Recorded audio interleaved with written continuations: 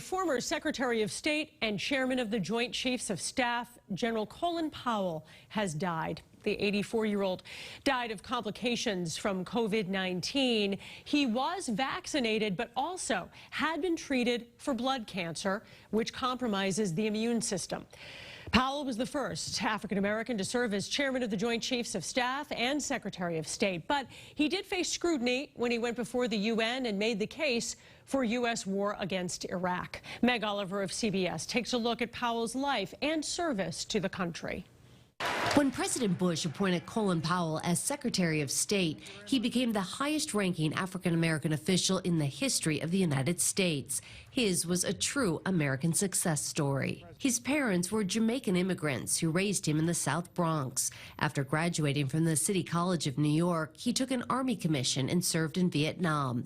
He rose in the ranks, becoming a general, and was appointed the head of the National Security Council by President Ronald Reagan. More honors were to follow. During the next administration, President George Herbert Walker Bush made Powell chairman of Joint Chiefs of Staff, the highest military position in the Defense Department.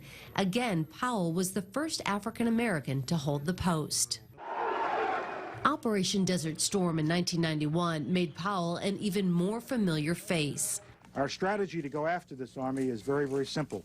First, we're going to cut it off. When he retired from the Army, Powell wrote his autobiography and chaired America's Promise, a nonprofit organization dedicated to building character in young people.